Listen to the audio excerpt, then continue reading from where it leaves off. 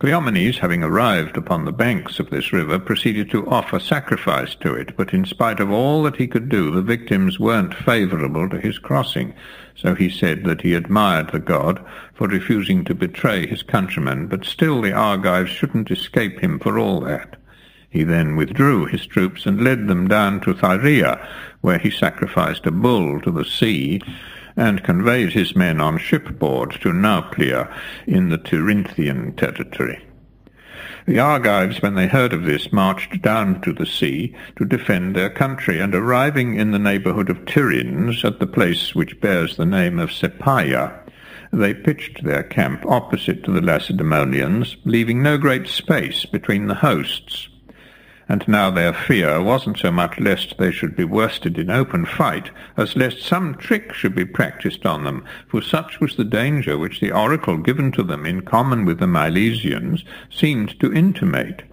The oracle ran as follows: "Time shall be when the female shall conquer the male, and shall chase him far away, gaining so great praise and honour in Argos. Then full many an Argive woman her cheeks shall mangle. Hence in the times to come 'twill be said by the men who are unborn, tamed by the spear, expired the coiled terrible serpent." At the coincidence of all these things the Argives were greatly cast down, and so they resolved that they would follow the signals of the enemy's herald.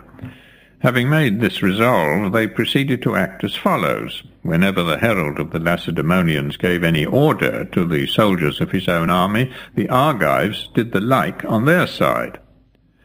Now when Cleomenes heard that the Argives were acting thus, he commanded his troops that so soon as the herald gave the word for the soldiers to go to dinner, they should instantly seize their arms and charge the host of the enemy, which the Lacedaemonians did accordingly, and fell upon the Argives just as, following the signal, they had begun their repast, whereby it came to pass that vast numbers of the Argives were slain, while the rest, who were more than they which died in the fight, were driven to take refuge in the grove of Argus hard by, where they were surrounded, and watch kept upon them. When things were at this pass, Cleomenes acted as follows. Having learnt the names of the Argives who were shut up in the sacred precinct from certain deserters who had come over to him, he sent a herald to summon them one by one on pretence of having received their ransoms. Now the ransom of prisoners among the Peloponnesians is fixed at 2 many the man. So Cleomenes had these persons called forth severally, to the number of 50 or thereabouts, and massacred them. All this while they who remained in the enclosure knew nothing of what was happening, for the grove was so thick that the people inside were unable to see what was taking place without. But at last one of their number climbed up into a tree and spied the treachery, after which none of those who were summoned would go forth. Then Cleomenes ordered all the helots to bring brushwood and heap it around the grove, which was done accordingly. And Cleomenes set the grove on fire. As the flames spread, he asked a deserter, who was the god of the grove? Whereto the other made answer, Argus. So he, when he heard that, uttered a loud groan, and said, Greatly hast thou deceived me, Apollo, god of prophecy, in saying that I should take Argos. I fear me thy oracle has now got its accomplishment. Cleomenes now sent home the greater part of his army, while with 1,000 of his best troops he proceeded to the temple of Hera to offer sacrifice. When, however, he would have slain the victim on the altar himself, the priest forbade him, as it wasn't lawful, he said, for a foreigner to sacrifice in that temple. At this Cleomenes ordered his helots to drag the priest from the altar and scourge him, while he performed the sacrifice himself, after which he went back to Sparta. Thereupon his enemies brought him up before the ephors, and made it a charge against him that he had allowed himself to be bribed, and on that account had not taken Argos, when he might have captured it easily. To this he answered, whether truly or falsely I can't say with certainty, but at any rate his answer to the charge was that so soon as he discovered the sacred precinct which he had taken to belong to Argus, He directly imagined that the oracle had received its accomplishment. He therefore thought it not good to attempt the town, at least until he had inquired by sacrifice and ascertained if the god meant to grant him the place, or was determined to oppose his taking it. So he offered in the temple of Hera, and when the omens were propitious, immediately there flashed forth a flame of fire from the breast of the image, whereby he knew of a surety that he was not to take Argos. For if the flash had come from the head, he would have gained the town, citadel and all, but as it shone from the breast, he had done so much as the god intended. And his words seemed to the Spartans so true and reasonable that he came clear off from his adversaries. Argos, however, was left so bare of men that the slaves managed the state, filled the offices, and administered everything until the sons of those who were slain by Cleomenes grew up. Then these latter cast out the slaves and got the city back under their own rule, while the slaves, who had been driven out, fought a battle and won Tiryns. After this, for a time, there was peace between the two. But a certain man, a soothsayer, named Cleander, who was by race a Phigalian from Arcadia, joined himself to the slaves and stirred them up to make a fresh attack upon their lords. Then were they at war with one another by the space of many years. But at length the Argives with much trouble gained the upper hand. The Argives say that Cleomenes lost his senses and died so miserably on account of these doings. But his own countrymen declare that his madness proceeded not from any supernatural cause whatever, but only from the habit of drinking wine unmixed with water, which he learned of the Scyths. These nomads, from the time that Darius made his inroad into their country, had always had a wish for revenge. They therefore sent ambassadors to Sparta to conclude a league, proposing to endeavour themselves to enter Media by the Phasis, while the Spartans should march inland from Ephesus, and then the two armies should join together in one. When the Scyths came to Sparta on this errand, Cleomenes was with them continually, and growing somewhat too familiar, learnt of them to drink his wine without water, a practice which is thought by the Spartans to have caused his madness. From this distance of time, the Spartans, according to their own account, have been accustomed, when they want to drink purer wine than common, to give the order to fill Scythian fashion. The Spartans then speak thus concerning Cleomenes, but for my own part I think his death was a judgment on him for wronging Demaratus. No sooner did the news of Cleomenes' death reach Aegina than straightway the Aeginetans sent ambassadors to Sparta to complain of the conduct of Leotychides in respect of their hostages who were still kept at Athens. So they of Lacedaemon assembled a court of justice and gave sentence upon Leotychides, that whereas he had grossly affronted the people of Aegina, he should be given up to the ambassadors to be led away in place of the men whom the Athenians had in their keeping. Then the ambassadors were about to lead him away, but Theacides, the son of Leoprepes, who was a man greatly esteemed in Sparta, interfered, and said to them, "What are ye minded to do, ye men of Aegina, to lead away captive the king of the Spartans, whom his countrymen have given into your hands? Though now in their anger they have passed this sentence, yet belike the time will come when they will punish you if you act thus, by bringing utter destruction upon your country." The Aeginetans, when they heard this, changed their plan, and instead of leading Leotychides away captive, agreed with him that he should come with them to Athens and give them back their men. When, however, he reached that city and demanded the restoration of his pledge, the Athenians, being unwilling to comply, proceeded to make excuses, saying that two kings had come and left the men with them, and they didn't think it right to give them back to the one without the other. So when the Athenians refused plainly to restore the men, Leotychides said to them, "Men of Athens, act which way you choose, give me up the hostages and be righteous, or keep them and be the contrary. I wish, however, to tell you what happened once in Sparta about a pledge. The story goes among us that 3 generations back there lived in Lacedaemon one Glaucus, the son of Epictetus, a man who in every other respect was on a par with the first in the kingdom, and whose character for justice was such as to place him above all the other Spartans. Now to this man at the appointed season the following events happened. A certain Milesian came to Sparta, and having desired to speak with him, said, I am of Miletus, and I have come hither, Glaucus, in the hope of profiting by thy honesty. For when I heard much talk thereof in Ionia, and through all the rest of Greece, and when I observed that whereas Ionia is always insecure, the Peloponnese stands firm and unshaken, and noted likewise how wealth is continually changing hands in our country, I took counsel with myself, and resolved to turn 1/2 of my substance into money, and place it in thy hands, since I'm well assured that it will be safe in thy keeping. Here then is the silver. Take it, and take likewise these tallies, and be careful of them. Remember thou art to give back the money to the person who shall bring you their fellows.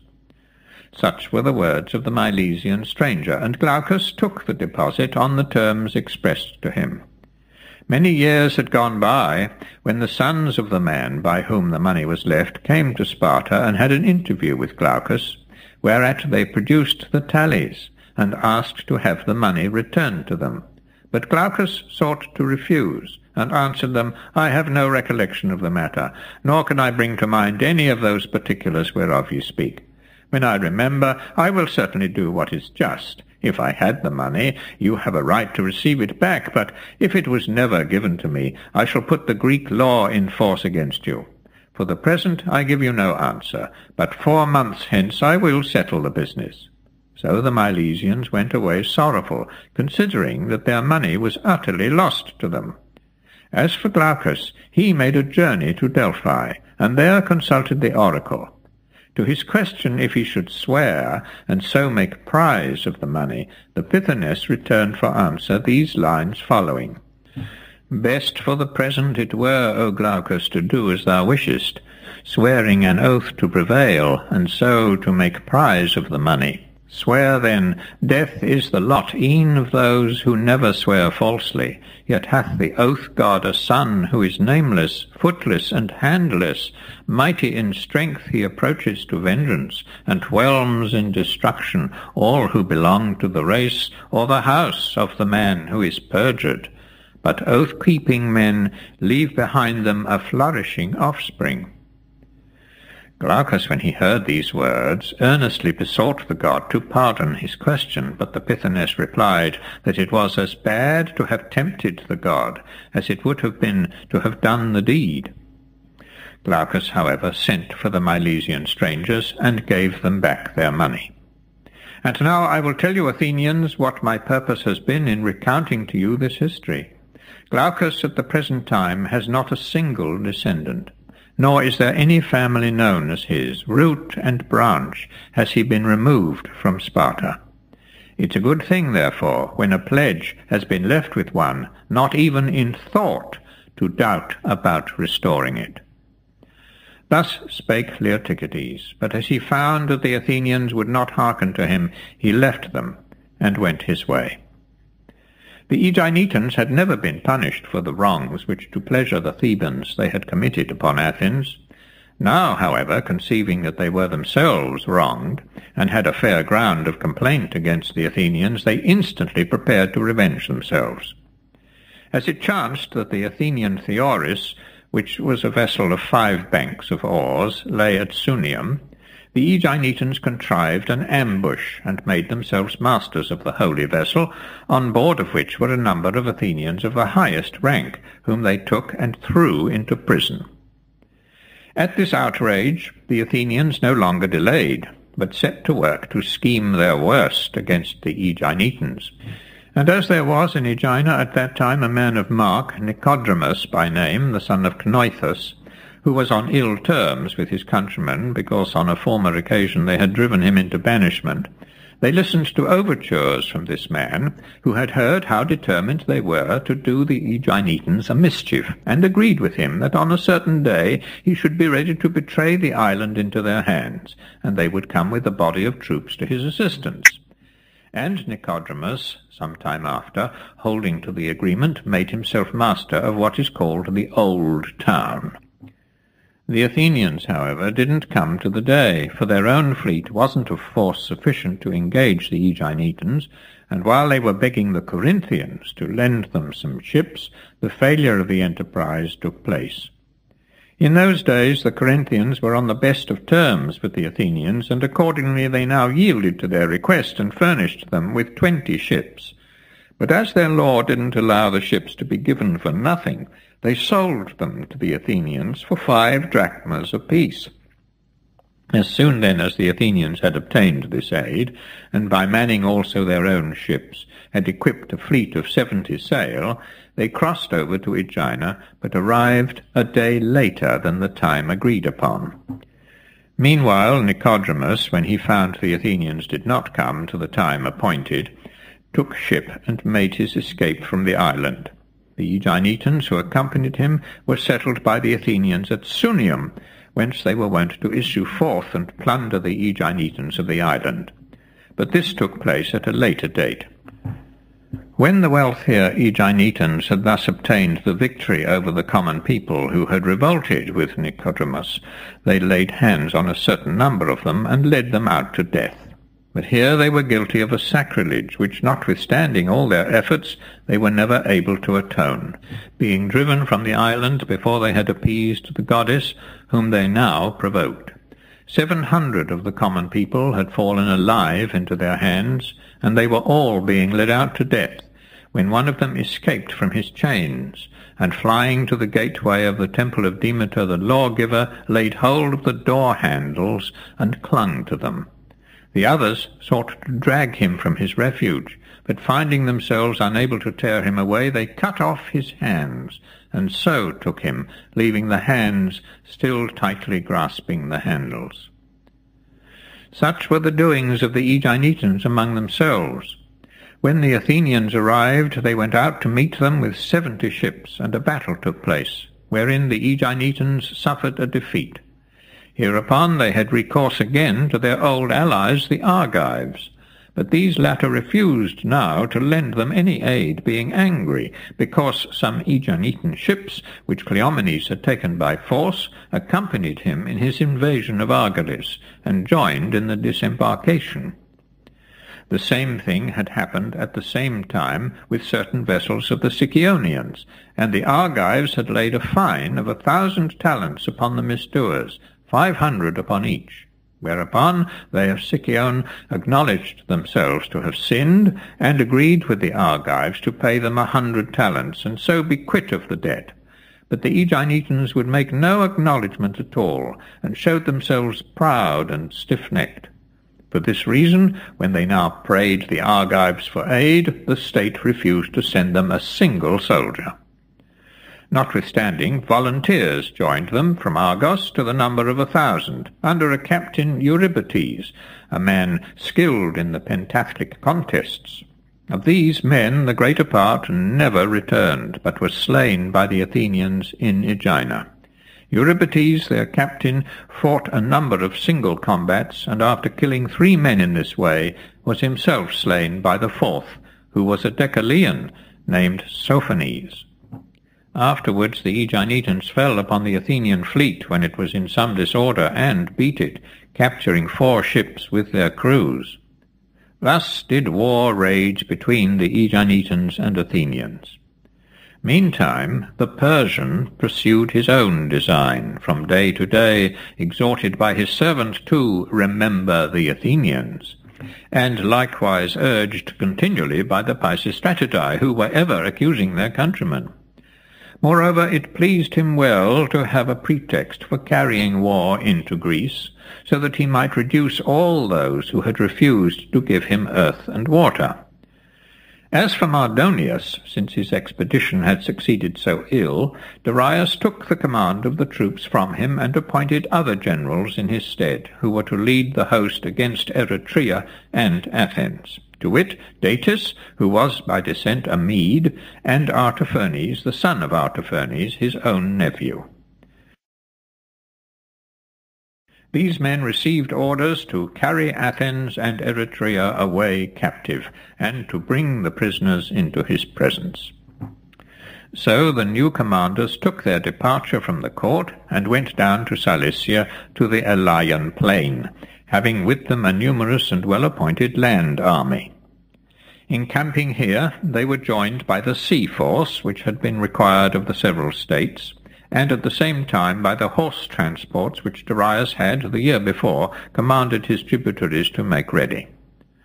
Aboard these the horses were embarked, and the troops were received by the ships of war, after which the whole fleet, amounting in all to 600 triremes, made sail for Ionia. Thence, instead of proceeding with a straight course along the shore to the Hellespont and to Thrace, they loosed from Samos and voyaged across the Icarian Sea through the midst of the islands, mainly, as I believe, because they feared the danger of doubling Mount Athos, where the year before they had suffered so grievously on their passage. But a constraining cause also was their former failure to take Naxos. When the Persians, therefore, approaching from the Icarian Sea, cast anchor at Naxos, which, recollecting what there befell them formerly, they had determined to attack before any other state, the Naxians, instead of encountering them, took to flight and hurried off to the hills. The Persians, however, succeeded in laying hands on some, and them they carried away captive, while at the same time they burnt all the temples together with the town. This done, they left Naxos and sailed away to the other islands. While the Persians were thus employed, the Delians likewise quitted Delos and took refuge at Tenos. And now the expedition drew near, when Datis sailed forward in advance of the other ships, commanding them, instead of anchoring at Delos, to rendezvous at Rhenea over against Delos, while he himself proceeded to discover whither the Delians had fled. After which he sent a herald to them with this message: "Why are ye fled, O holy men? Why have ye judged me so harshly and so wrongfully? I've surely sense enough, even had not the king so ordered, to spare the country which gave birth to the two gods, to spare, I say, both the country and its inhabitants. Come back therefore to your dwellings, and once more inhabit your island." Such was the message which Datis sent by his herald to the Delians. He likewise placed upon the altar 300 talents weight of frankincense, and offered it. After this he sailed with his whole host against Eretria, taking with him both Ionians and Aeolians. When he was departed, Delos, as the Delians told me, was shaken by an earthquake, the first and last shock that has been felt to this day. And truly this was a prodigy, whereby the god warned men of the evils that were coming upon them. For in the 3 following generations of Darius, the son of Hystaspes, Xerxes, the son of Darius, and Artaxerxes, the son of Xerxes, more woes befell Greece than in the 20 generations preceding Darius. Woes caused in part by the Persians, but in part arising from the contentions among their own chief men respecting the supreme power. Wherefore it's not surprising that Delos, though it had never before been shaken, should at that time have felt the shock of an earthquake. And indeed there was an oracle which said of Delos, "Delos' self will I shake, which never yet has been shaken." Of the above names, Darius may be rendered worker, Xerxes warrior, and Artaxerxes great warrior. And so might we call these kings in our own language with propriety. The barbarians, after loosing from Delos, proceeded to touch at the other islands, and took troops from each, and likewise carried off a number of the children as hostages.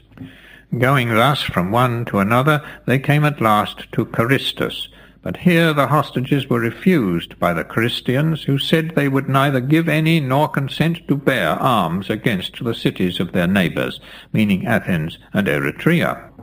Hereupon the Persians laid siege to Carystus, and wasted the country round, until at length the inhabitants were brought over and agreed to do what was required of them. Meanwhile, the Eretrians, understanding that the Persian armament was coming against them, besought the Athenians for assistance. Nor did the Athenians refuse their aid, but assigned to them as auxiliaries the 4,000 landholders to whom they had allotted the estates of the Chalcidian Hippopotami. At Eretria, however, things were in no healthy state, for though they had called in the aid of the Athenians, yet they weren't agreed among themselves how they should act. Some of them were minded to leave the city and to take refuge in the heights of Euboea, while others, who looked to receiving a reward from the Persians, were making ready to betray their country. So when these things came to the ears of Aeschines, the son of Nophon, one of the first men in Eretria, he made known the whole state of affairs to the Athenians, who were already arrived, and besought them to return home to their own land, and not perish with his countrymen. And the Athenians hearkened to his counsel, and crossing over to Oropus, in this way escaped the danger. The Persian fleet now drew near and anchored at Temeinae, Coriae, and Aegylia, 3 places in the territory of Eretria.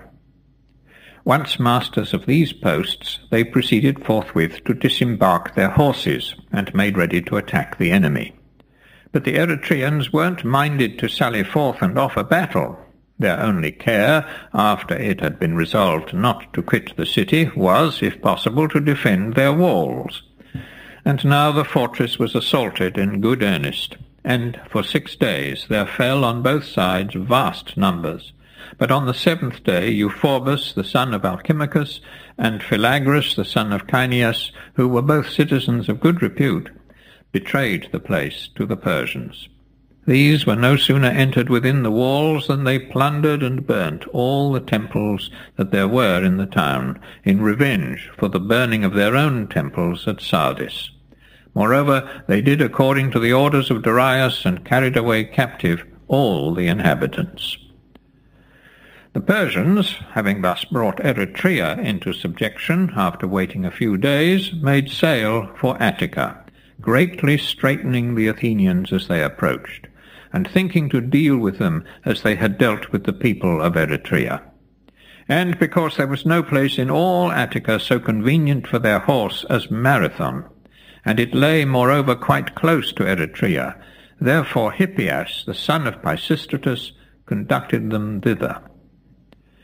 When intelligence of this reached the Athenians, they likewise marched their troops to Marathon, and there stood on the defensive, having at their head 10 generals, of whom one was Miltiades. Now this man's father, Cimon, the son of Stesagoras, was banished from Athens by Pisistratus, the son of Hippocrates. In his banishment it was his fortune to win the 4-horse chariot race at Olympia, whereby he gained the very same honour which had before been carried off by Miltiades, his half-brother on the mother's side. At the next Olympiad he won the prize again with the same mares, upon which he caused Pisistratus to be proclaimed the winner, having made an agreement with him that on yielding him this honour he should be allowed to come back to his country. Afterwards, still with the same mares, he won the prize a 3rd time, whereupon he was put to death by the sons of Pisistratus, whose father was no longer living. They set men to lie in wait for him secretly, and these men slew him near the government house in the night time. He was buried outside the city, beyond what is called the Valley Road, and right opposite his tomb were buried the mares which had won the 3 prizes. The same success had likewise been achieved once previously, to wit, by the mares of Evagaras the Lacedaemonian, but never except by them. At the time of Cimon's death, Stesagoras, the elder of his 2 sons, was in the Chersonese, where he lived with Miltiades his uncle. The younger, who was called Miltiades after the founder of the Chersonesite colony, was with his father in Athens. It was this Miltiades who now commanded the Athenians after escaping from the Chersonese, and twice nearly losing his life. First he was chased as far as Imbros by the Phoenicians, who had a great desire to take him and carry him up to the king, and when he had avoided this danger, and having reached his own country, thought himself to be altogether in safety, he found his enemies waiting for him, and was cited by them before a court, and impeached for his tyranny in the Chersonese. But he came off victorious here likewise, and was thereupon made general of the Athenians by the free choice of the people. And first, before they left the city, the generals sent off to Sparta a herald, one Phidippides, who was by birth an Athenian, and by profession and practice a trained runner. This man, according to the account which he gave to the Athenians on his return, when he was near Mount Parthenium, above Tegea, fell in with the god Pan, who called him by his name, and bade him ask the Athenians whereof they neglected him so entirely, when he was kindly disposed towards them, and had often helped them in times past, and would do so again in time to come. The Athenians, entirely believing in the truth of this report, as soon as their affairs were once more in good order, set up a temple to Pan under the Acropolis, and in return for the message which I have recorded, established in his honour yearly sacrifices and a torch race. On the occasion of which we speak, when Phidippides was sent by the Athenian generals, and according to his own account saw Pan on his journey, he reached Sparta on the very next day after quitting the city of Athens. Upon his arrival he went before the rulers and said to them, Men of Lacedaemon, the Athenians beseech you to hasten to their aid, and not allow that state which is the most ancient in all Greece to be enslaved by the barbarians. Eretria, look you, is already carried away captive, and Greece weakened by the loss of no mean city. Thus did Phidippides deliver the message committed to him. And the Spartans wished to help the Athenians, but were unable to give them any present succour, as they didn't like to break their established law. It was then the 9th day of the first decade, and they couldn't march out of Sparta on the 9th, when the moon had not reached the full, so they waited for the full of the moon. The barbarians were conducted to Marathon by Hippias, the son of Pisistratus, who the night before had seen a strange vision in his sleep. He dreamt of lying in his mother's arms, and conjectured the dream to mean that he would be restored to Athens, recover the power which he had lost, and afterwards live to a good old age in his native country. Such was the sense in which he interpreted the vision. He now proceeded to act as guide to the Persians, and in the first place he landed the prisoners taken from Eretria upon the island that's called Agylaia, a tract belonging to the Styrians, after which he brought the fleet to anchor off Marathon and marshalled the bands of the barbarians as they disembarked. As he was thus employed, it chanced that he sneezed, and at the same time coughed with more violence than was his wont. Now as he was a man advanced in years, and the greater number of his teeth were loose, it so happened that one of them was driven out with the force of the cough, and fell down into the sand. Hippias took all the pains he could to find it, but the tooth was nowhere to be seen. Whereupon he fetched a deep sigh, and said to the bystanders, After all, the land is not ours, and we shall never be able to bring it under. All my share in it is the portion of which my tooth has possession. So Hippias believed that in this way his dream was out. The Athenians were drawn up in order of battle in a sacred close belonging to Heracles, when they were joined by the Plataeans, who came in full force to their aid.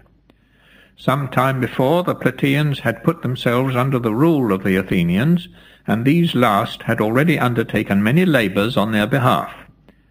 The occasion of the surrender was the following. The Plataeans suffered grievous things at the hands of the men of Thebes.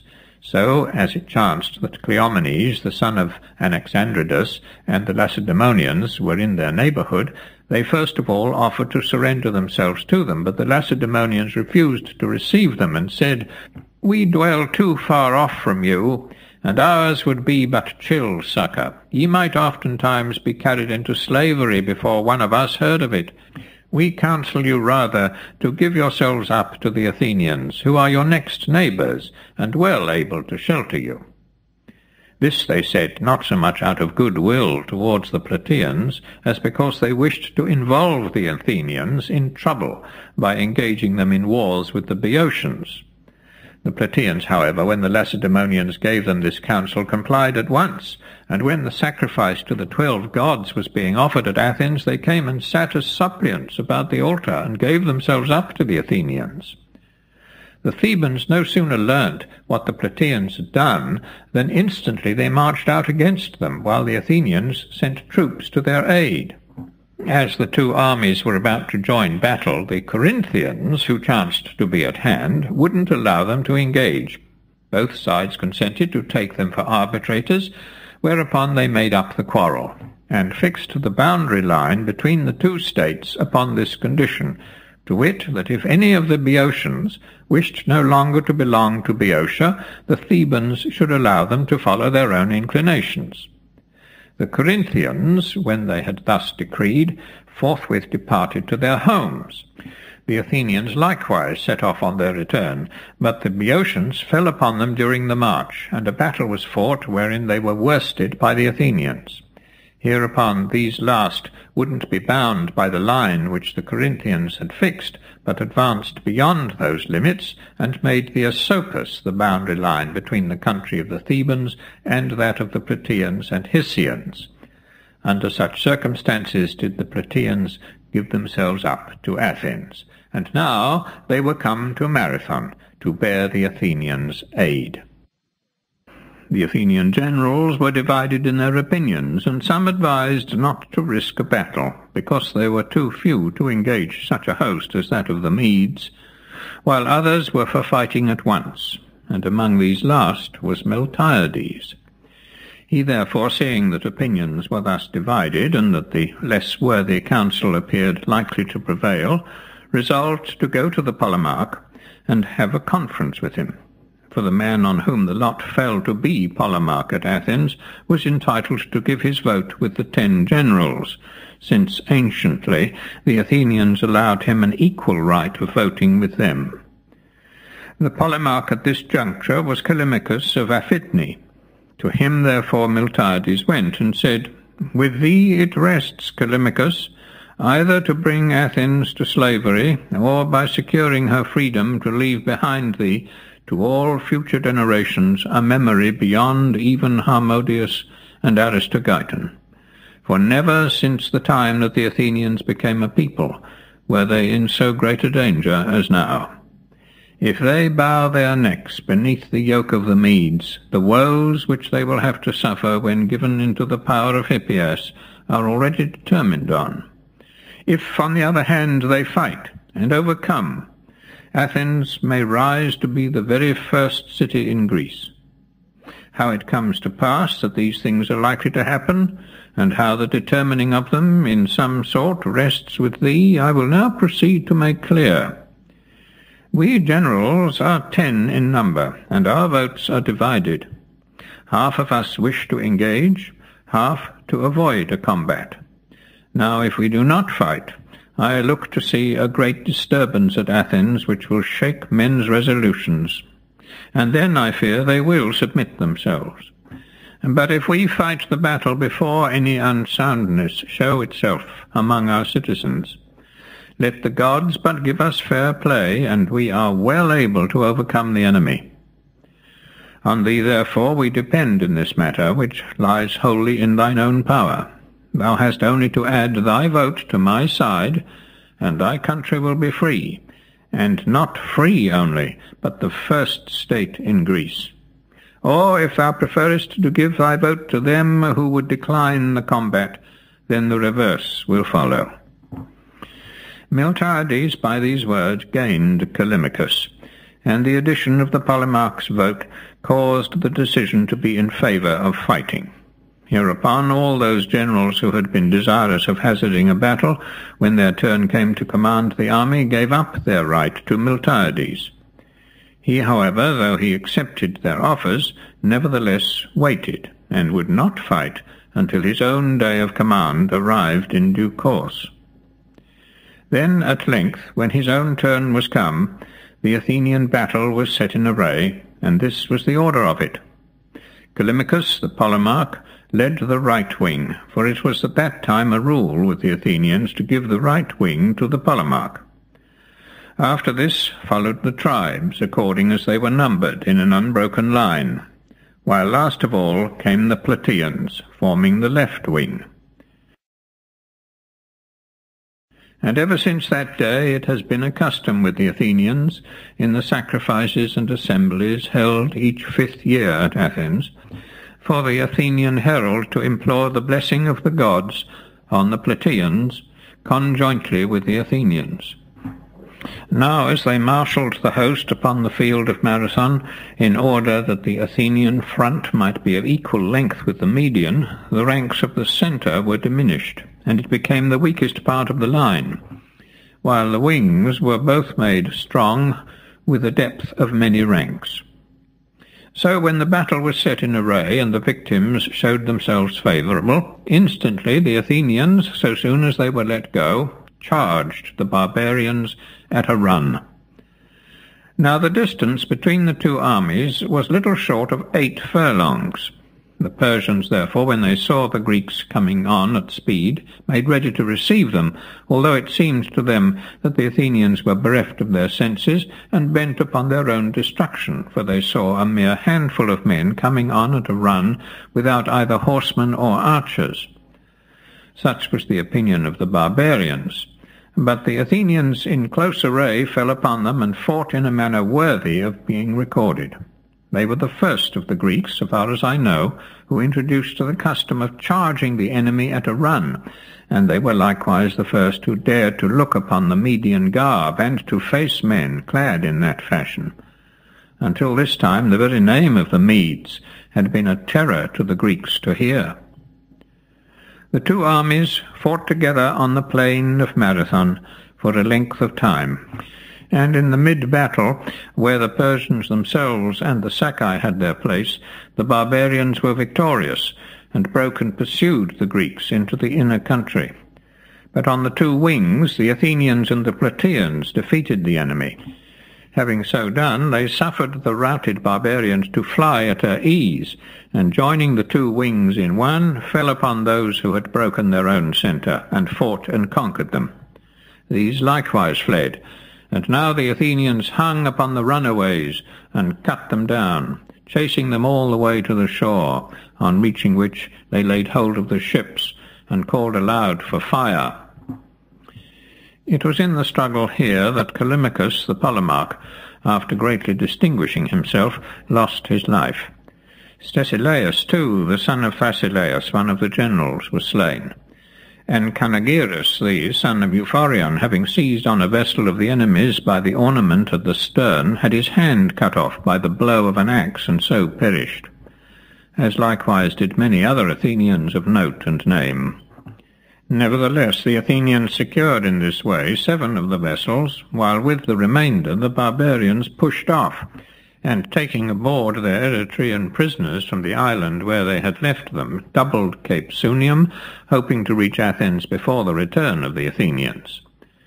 The Alcmaeonidae were accused by their countrymen of suggesting this course to them. They had, it was said, an understanding with the Persians, and made a signal to them by raising a shield after they were embarked in their ships. The Persians accordingly sailed round Sunium, but the Athenians with all possible speed marched away to the defence of their city, and succeeded in reaching Athens before the appearance of the barbarians.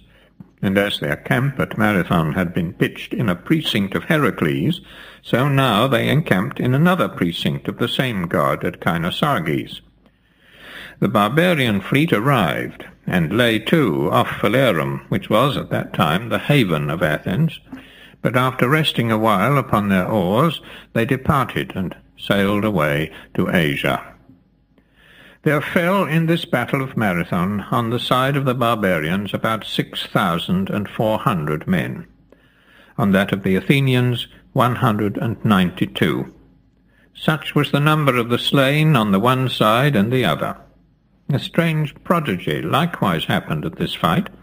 Epizelus, the son of Cuphagerus, an Athenian, was in the thick of the fray, and behaving himself as a brave man should, when suddenly he was stricken with blindness, without blow of sword or dart, and this blindness continued thenceforth during the whole of his after-life. The following is the account which he himself, as I've heard, gave of the matter. He said that a gigantic warrior with a huge beard, which shaded all his shield, stood over against him, but the ghostly semblance passed him by, and slew the man at his side. Such, as I understand, was the tale which Epizelus told. Datis, meanwhile, was on his way back to Asia, and had reached Mykonos, when he saw in his sleep a vision. What it was isn't known, but no sooner was day come than he caused strict search to be made throughout the whole fleet, and finding on board a Phoenician vessel an image of Apollo overlaid with gold, he inquired from whence it had been taken, and learning to what temple it belonged, he took it with him in his own ship to Delos, and placed it in the temple there, enjoining the Delians, who had now come back to their island, to restore the image to the Theban Delium, which lies on the coast over against Chalcis. Having left these injunctions, he sailed away, but the Delians failed to restore the statue, and it wasn't till 20 years afterwards that the Thebans, warned by an oracle, themselves brought it back to Delium. As for the Eretrians, whom Datis and Artaphernes had carried away captive, when the fleet reached Asia, they were taken up to Susa. Now King Darius, before they were made his prisoners, nourished a fierce anger against these men for having injured him without provocation. But now that he saw them brought into his presence and become his subjects, he did them no other harm, but only settled them at one of his own stations in Kycia, a place called Arderica, 210 furlongs distant from Susa, and 40 from the well which yields produce of 3 different kinds. For from this well they get bitumen, salt, and oil, procuring it in the way that I'll now describe.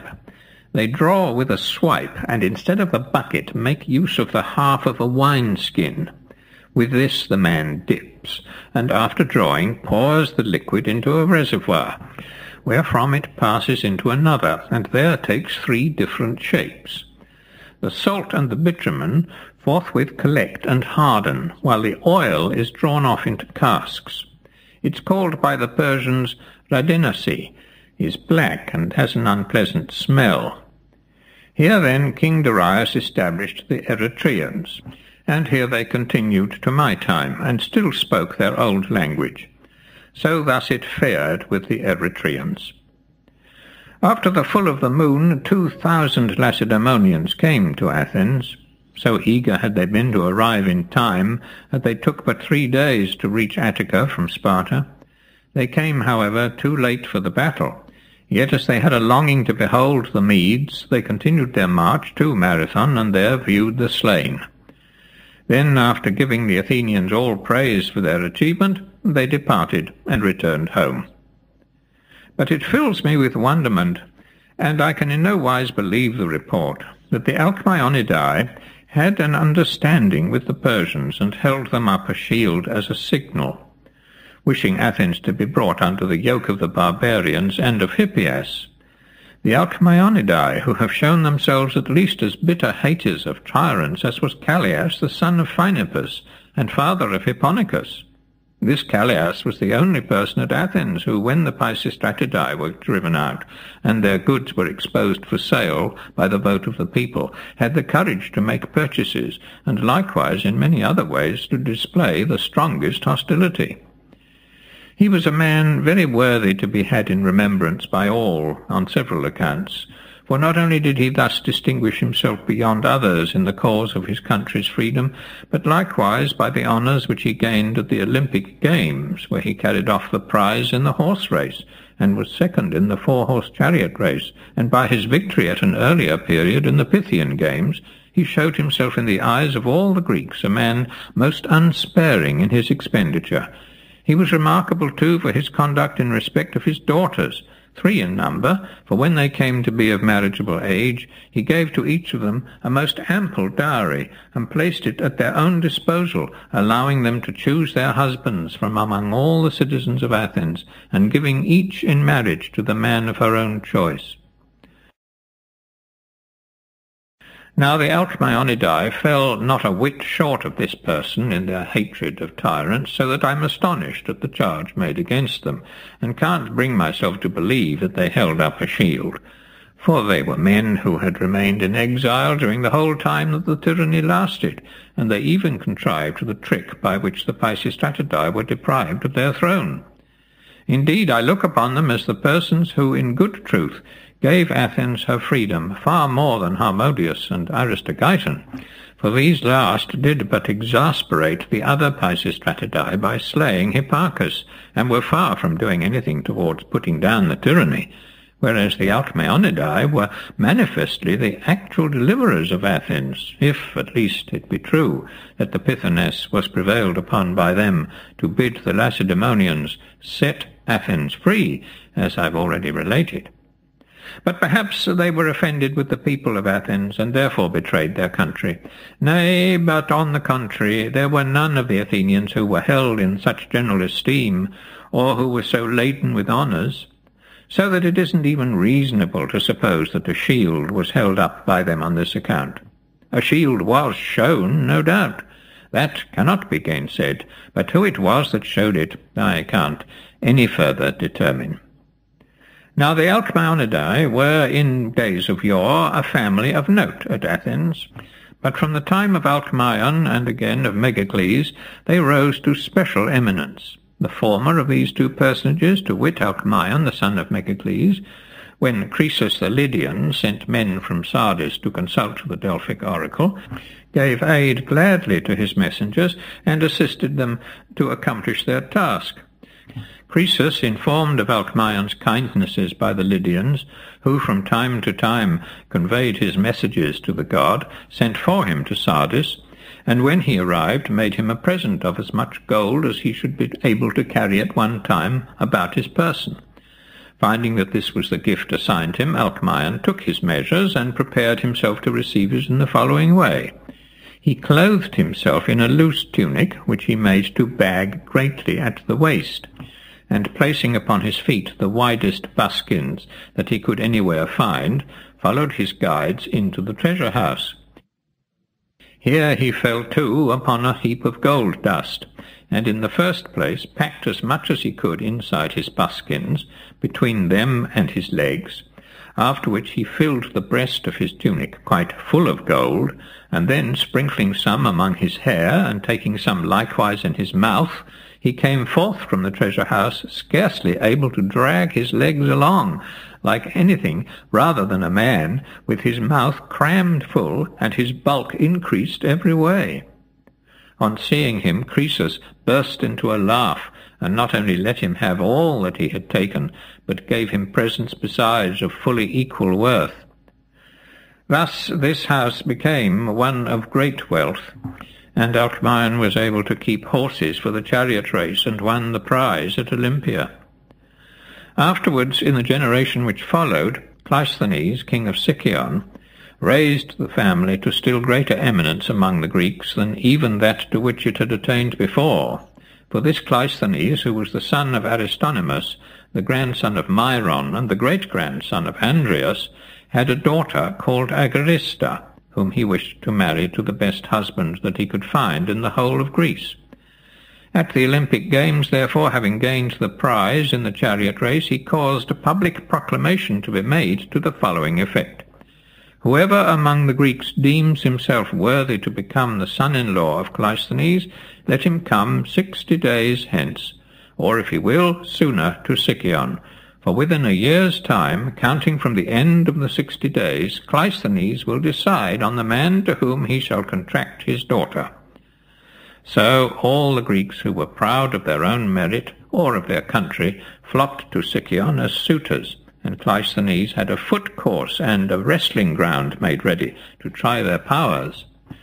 From Italy there came Smindirides, the son of Hippocrates, a native of Sybaris, which city about that time was at the very height of its prosperity. He was a man who in luxuriousness of living exceeded all other persons. Likewise there came Damasus, the son of Amiris, surnamed the Wise, a native of Syris. These two were the only suitors from Italy. From the Ionian Gulf appeared Amphimnestus, the son of Epistrophus, an Epidamnian. From Aetolia, Marles, the brother of that Titormus who excelled all the Greeks in strength, and who, wishing to avoid his fellow men, withdrew himself into the remotest parts of the Aetolian territory. From the Peloponnese came several, Leocides, son of that Phaedon, king of the Argives, who established weights and measures throughout the Peloponnese, and was the most insolent of all the Grecians, the same who drove out the Elean directors of the games, and himself presided over the contests at Olympia. Leocides, I say, appeared, this Phaedon's son, and likewise Ammiantus, son of Lycurgus, an Arcadian of the city of Trabezus, Laphanes, an Azenian of Pius, whose father Euphorion, as the story goes in Arcadia, entertained the Dioscuri at his residence, and thenceforth kept open house for all comers, and lastly Onomastus, the son of Agaius, a native of Elis. These four came from the Peloponnese. From Athens there arrived Megacles, the son of that Alcmaeon who visited Croesus, and Tysander's son, Hippocleides, the wealthiest and handsomest of the Athenians.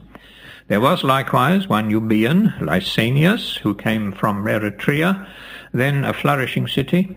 From Thessaly came Dioctorides, a Crenonian of the race of the Scopardae, and Alcon arrived from the Molossians. This was the list of the suitors. Now when all were come, and the day appointed had arrived, Cleisthenes first of all inquired of each concerning his country and his family, after which he kept them with him a year, and made trial of their manly bearing, their temper, their accomplishments, and their disposition, sometimes drawing them apart for converse, sometimes bringing them all together. Such as were still youths he took with him from time to time to the gymnasia, but the greatest trial of all was at the banquet table. During the whole period of their stay he lived with them, as I've said, and further, from first to last, he entertained them sumptuously. Somehow or other the suitors who came from Athens pleased him the best of all, and of these Hippocleides, Tysander's son, was especially in favour, partly on account of his manly bearing, and partly also because his ancestors were of kin to the Corinthian Cypselids. When at length the day arrived which had been fixed for the espousals, and Cleisthenes had to speak out and declare his choice, he first of all made a sacrifice of 100 oxen, and held a banquet, whereat he entertained all the suitors and the whole people of Sicyon. After the feast was ended, the suitors vied with each other in music and in speaking on a given subject. Presently, as the drinking advanced, Hippocleides, who quite dumbfounded the rest, called aloud to the flute-player, and bade him strike up a dance, which the man did, and Hippocleides danced to it, and he fancied that he was dancing excellently well, but Cleisthenes, who was observing him, began to misdoubt the whole business. Then Hippocleides, after a pause, told an attendant to bring in a table, and when it was brought, he mounted upon it and danced first of all some Laconian figures, then some Attic ones, after which he stood on his head upon the table, and began to toss his legs about. Cleisthenes, notwithstanding that he now loathed Hippocleides for a son-in-law, by reason of his dancing and his shamelessness, still, as he wished to avoid an outbreak, had restrained himself during the first, and likewise during the second dance. When, however, he saw him tossing his legs in the air, he could no longer contain himself, but cried out, "Son of Tysander, thou hast danced thy wife away." "What does Hippocleides care?" was the other's answer, and hence the proverb arose. Then Cleisthenes commanded silence, and spake thus before the assembled company. "Suitors of my daughter, well pleased am I with you all, and right willingly, if it were possible, would I content you all, and not by making choice of one appear to put a slight upon the rest. But as it's out of my power, seeing that I have but one daughter to grant to all their wishes, I'll present to each of you, whom I must needs dismiss, a talent of silver, for the honour that you have done me in seeking to ally yourself with my house, and for your long absence from your homes. But my daughter Agarista I betroth to Megacles, the son of Alcmaeon, to be his wife, according to the usage and wont of Athens. Then Megacles expressed his readiness, and Cleisthenes had the marriage solemnized. Thus ended the affair of the suitors, and thus the Alcmaeonidae came to be famous throughout the whole of Greece. The issue of this marriage was the Cleisthenes, so named after his grandfather, the Sicyonian, who made the tribes at Athens and set up the popular government. Megacles had likewise another son called Hippocrates, whose children were a Megacles and an Agarista, the latter named after Agarista, the daughter of Cleisthenes. She married Xanthippus, the son of Ariphron, and when she was with child by him had a dream, wherein she fancied that she was delivered of a lion, after which within a few days she bore Xanthippus a son, to wit, Pericles. After the blow struck at Marathon, Miltiades, who was previously held in high esteem by his countrymen, increased yet more in influence. Hence, when he told them that he wanted a fleet of 70 ships, with an armed force and money, without informing them what country he was going to attack, but only promising to enrich them if they would accompany him, seeing that it was a right wealthy land, where they might easily get as much gold as they cared to have, when he told them this, they were quite carried away, and gave him the whole armament which he required. So Miltiades, having got the armament, sailed against Paros, with the object, as he alleged, of punishing the Parians for having gone to war with Athens, inasmuch as a trireme of theirs had come with the Persian fleet to Marathon. This, however, was a mere pretence. The truth was that Miltiades owed the Parians a grudge, because Lysagoras, the son of Tisias, who was a Parian by birth, had told tales against him to Hydarnes the Persian. Arrived before the place against which his expedition was designed, he drove the Parians within their walls, and forthwith laid siege to the city. At the same time he sent a herald to the inhabitants, and required of them 100 talents, threatening that if they refused he would press the siege, and never give it over till the town was taken. But the Parians, without giving his demand a thought, proceeded to use every means that they could devise for the defence of their city, and even invented new plans for the purpose, one of which was, by working at night to raise such parts of the wall as were likely to be carried by assault, to double their former height. Thus far all the Greeks agree in their accounts of this business. What follows is related upon the testimony of the Parians only. Miltiades had come to his wit's end, when one of the prisoners, a woman named Timo, who was by birth a Parian, and had held the office of under-priestess in the temple of the infernal goddesses, came and conferred with him. This woman, they say, being introduced into the presence of Miltiades, advised him, if he set great store by the capture of the place, to do something which she could suggest to him. When therefore she had told him what it was she meant, he betook himself to the hill which lies in front of the city, and there leapt the fence enclosing the precinct of Demeter Thesmophoros, since he was not able to open the door. After leaping into the place, he went straight to the sanctuary, intending to do something within it, either to remove some of the holy things which it wasn't lawful to stir, or to perform some act or other, I can't say what, and had just reached the door when suddenly a feeling of horror came upon him, and he returned back the way he had come. But in jumping down from the outer wall, he strained his thigh, or, as some say, struck the ground with his knee. So Miltiades returned home sick, without bringing the Athenians any money, and without conquering Paros, having done no more than to besiege the town for 26 days, and ravage the remainder of the island. The Parians, however, when it came to their knowledge that Timo, the under-priestess of the goddesses, had advised Miltiades what he should do, were minded to punish her for her crime. They therefore sent messengers to Delphi as soon as the siege was at an end, and asked the god if they should put the under-priestess to death. She had discovered, they said, to the enemies of her country how they might bring it into subjection, and had exhibited to Miltiades mysteries which it wasn't lawful for a man to know. But the Pythoness forbade them, and said Timo was not in fault. 'Twas decreed that Miltiades should come to an unhappy end, and she was sent to lure him to his destruction. Such was the answer given to the Parians by the Pythoness.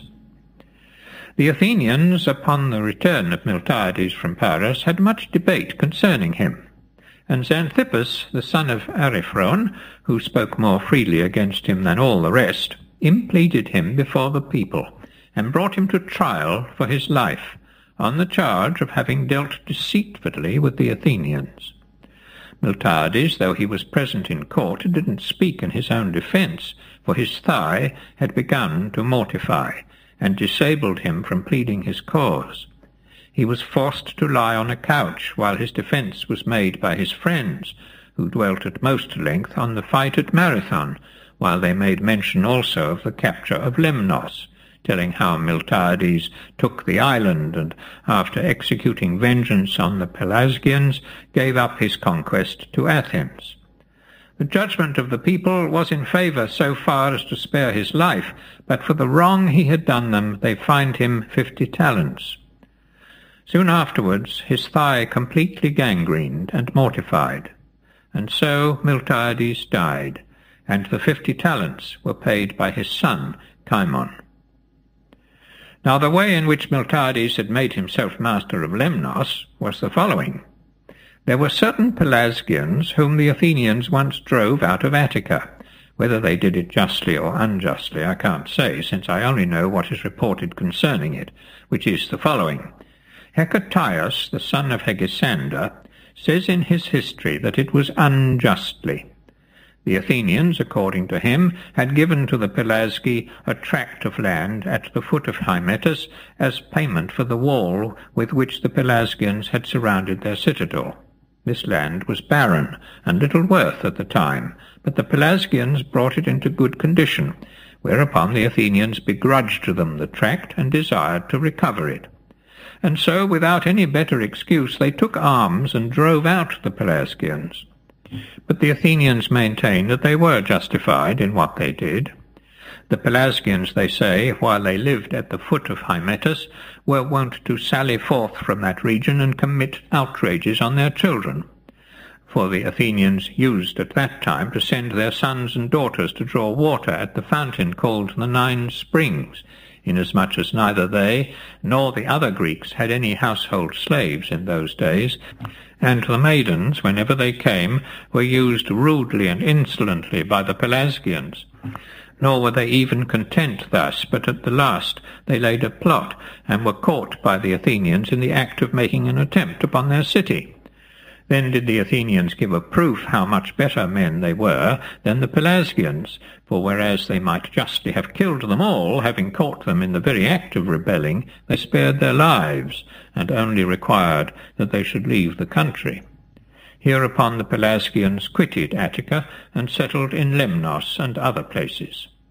Such are the accounts, respectively, of Herodotus and the Athenians.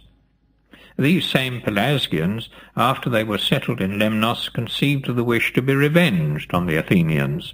So, as they were well acquainted with the Athenian festivals, they manned some Penteconters, and having laid an ambush to catch the Athenian women as they kept the festival of Artemis at Brauron, they succeeded in carrying off a large number, whom they took to Lemnos and there kept as concubines. After a while the women bore children, whom they taught to speak the language of Attica and observe the manners of the Athenians.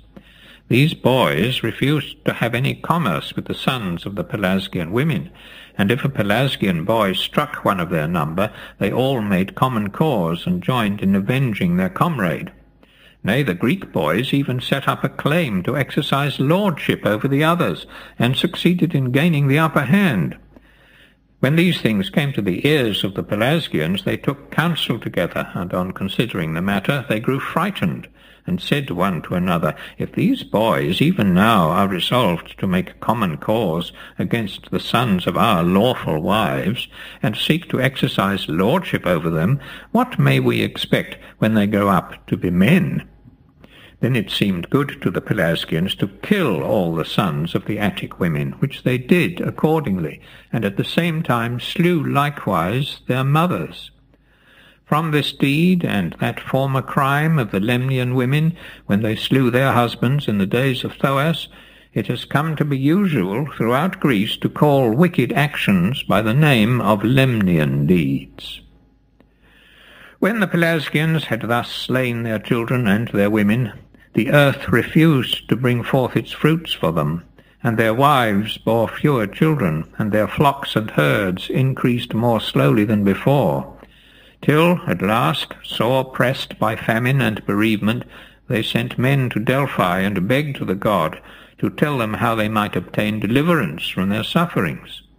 The Pythoness answered that they must give the Athenians whatever satisfaction they might demand. Then the Pelasgians went to Athens and declared their wish to give the Athenians satisfaction for the wrong which they had done to them. So the Athenians had a couch prepared in their town hall, and adorned it with the fairest coverlets, and set by its side a table laden with all manner of good things, and then told the Pelasgians they must deliver up their country to them in a similar condition. The Pelasgians answered and said, "When a ship comes with a north wind from your country to ours in a single day, then will we give it up to you." This they said because they knew that what they required was impossible, for Attica lies a long way to the south of Lemnos. No more passed at that time, but many years afterwards, when the Hellespontian Chersonese had been brought under the power of Athens, Miltiades, the son of Cimon, sailed during the prevalence of the Etesian winds from Elias in the Chersonese to Lemnos, and called on the Pelasgians to quit their island, reminding them of the prophecy which they had supposed it impossible to fulfill. The people of Hephaestia obeyed the call, but they of Myrina, not acknowledging the Chersonese to be any part of Attica, refused, and were besieged and brought over by force. Thus was Lemnos gained by the Athenians and Miltiades.